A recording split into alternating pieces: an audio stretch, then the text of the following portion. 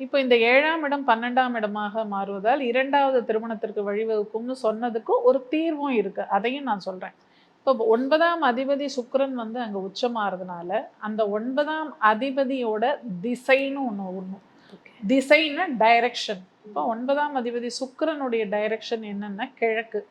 அப்போ இந்த பையனோ பொண்ணோ அவங்க எந்த ஊர்ல பிறந்திருக்காங்களோ அந்த ஊருக்கு கிழக்கு திசையில் ஒரு பெண்ணை பார்த்து திருமணம் செய்து கொண்டால் இந்த 2வது திருமணத்தை தவிர்க்கலாம் அப்படிங்கிறது ஒரு நிவர்த்தி. ஆனா இதுல என்ன ஒரு கன்ஸ்ட்ரெயின்ட் அப்படிங்கிறதையும் சொல்றேன். இப்ப இருக்கிற காலகட்டத்துல நிறைய எதிர்பார்ப்புகள் எல்லாருக்கும் இருக்கு. இருக்கு. எனக்கு திருமணம் அப்படின்னா எனக்கு வரப்போற பையனோ பொண்ணோ இப்படி இருக்கணும் இப்படி இருக்கணும் இப்படி இருக்கணும்னு ஒரு நிறைய நம்மளுக்கு வந்து ஒரு கண்டிஷன்ஸ் போடுறோம். ஆமா. அதுல வந்து இந்த கிழக்கு திசையும் இருக்கணும் அப்படிங்கும்போது சப்போஸ் மற்ற விஷயங்கள் எல்லாம் அவங்களுக்கு பிடிச்சிருக்கும். ஆனா கிழக்கு திசை இல்லையே, அதுக்காக இந்த ப்ரொஃபைல மிஸ் பண்ணணுமா அப்படின்னு சில பேருக்கு தோணலாம். நிச்சயமா. இல்லையா?